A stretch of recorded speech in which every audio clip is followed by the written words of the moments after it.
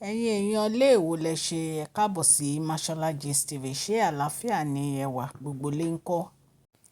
Ní orí ọ̀rọ̀ prize giveaway 2024 èyí tí Mashola Gist TV ń mú àwọn èèyàn láti ràn wọ́n lọ́wọ́ lórí bí gbogbo nǹkan ṣe wọ́n gógógógógó ní Nàìjíríà ní ìsìn. Èèyàn kẹta tí a mú òun ni mo fẹ́ pe orúkọ ẹ̀ fún yín. Tí ó bá jẹ́ ẹ̀yin ni ẹ̀ ń jẹ́ Àtfúnmi Ògúnbánjọ 9919, ẹ jọ̀ọ́ ẹ kàn sí wa ní masholagistv@gmail.com pẹ̀lú account number yín, orúkọ yín àti phone number. Ọlọ́run Elédùmarè á wà pẹ̀lú yín. Ẹni kejì tí mo tún fẹ́ pè ó ní @root Ọpẹ́níyì. Ẹ jọ̀ọ́ tó bá jẹ́ pé ẹ̀yin lẹ̀ ń jẹ́ @root Ọpẹ́níyì, ẹ kàn sí wa ní masholagistv@gmail.com pẹ̀lú account number yín, phone number àti orúkọ yín. Ọlọ́run á ràn gbogbo wa lọ́wọ́ o. A sọ fún yín pé on the 15 ni a máa send ẹ̀bùn yín sínú account yín. Ṣùgbọ́n kó tó dìgbà yẹn, a máa jẹ́ kí ẹ mọ̀ bóyá a ṣì máa mú àwọn èèyàn míì sí. Ọlọ́run á gbọ́ àdúrà wa, ọdún yìí ọdún ayọ̀ la máa ṣe. Lórí ọ̀rọ̀ àǹtí wa,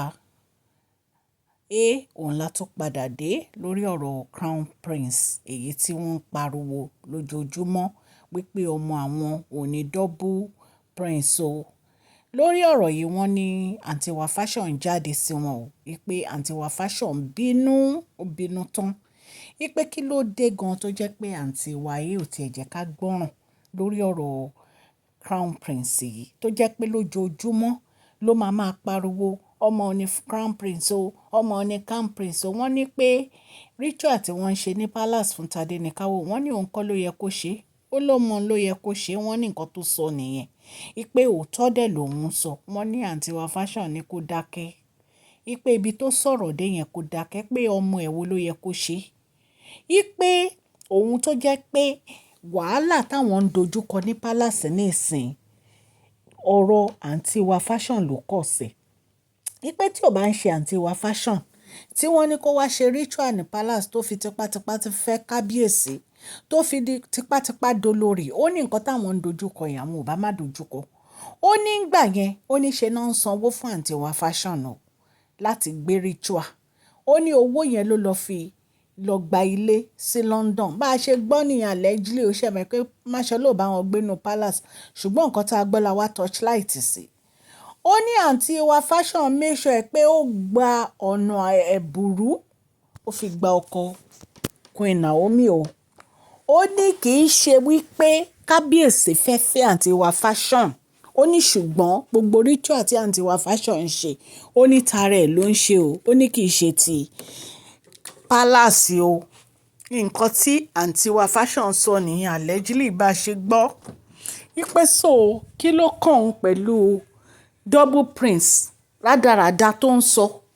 Wípé ń bo ló ti ṣe jẹ́ double prince. Wípé a máa sẹ́ pé double prince lọ́mọ. Wípé lójoojúmọ́ ló máa pariwo double prince, double prince. Wípé ṣé ọmọ ẹ̀ nìkan ni ọkùnrin nínú palace ni? Wípé ṣé Tadenikawo ò jọmọ ẹ̀ lọ ni? Tó jẹ́ pé ariwo double prince ló máa pa lójoojúmọ́. Pé gbogbo àwọn ọ̀rọ̀ double prince yẹn òun kò fẹ́ gbọ́ mọ́. Wípé ó dẹ̀ yẹ kí bàbá Wẹ̀rin láti ṣe nǹkan nípa ọ̀rọ̀ yẹn. Pé ṣe ni kábíyèsí dákẹ́ tí kábíyèsí ò sọ nǹkan kan. Wípé ọ̀rọ̀ ẹnu àǹtí wa ló ń da palace bàbá Wẹ̀rin lárú o. Ó ní ọ̀rọ̀ ẹnu àǹtí wa òun ló ń da palace bàbá Wẹ̀rin lárú.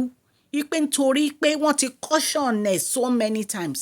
Wípé ó ṣì máa pariwo double prince all the time.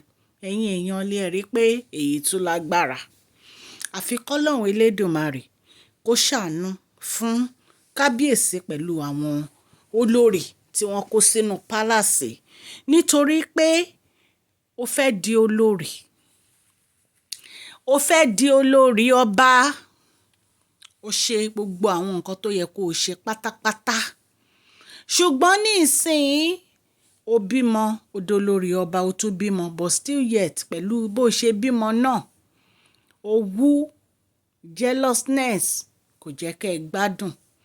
nítorí pé gbogbo nǹkan tẹ́ ń lé ẹ̀rí, gbogbo nǹkan tẹ́ ń lé ẹ̀rí, ẹ rèé pé ọmọ tẹ́ ẹ bí yẹn ó máa dín ìfẹ́ kábíyèsí àti Queen Naomi kò ní, kò possible, kò lè dín kù, kò lè dín ìfẹ́ àwọn méjèèjì kù, nítorí pé Ọlọ́run ti fi òǹtẹ̀ lù wọ́n, ó ti fi òǹtẹ̀ lù ìfẹ́ wọn.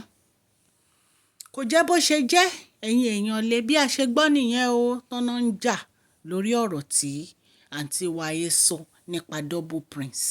Àfi kí Ọlọ́run Elédùmarè kó ṣàánú fún bàbá Òwèrè ńlá, as bí mo ṣe ń sọ fún yín allegedly nǹkan tá a gbọ́ làwa torchlight sí.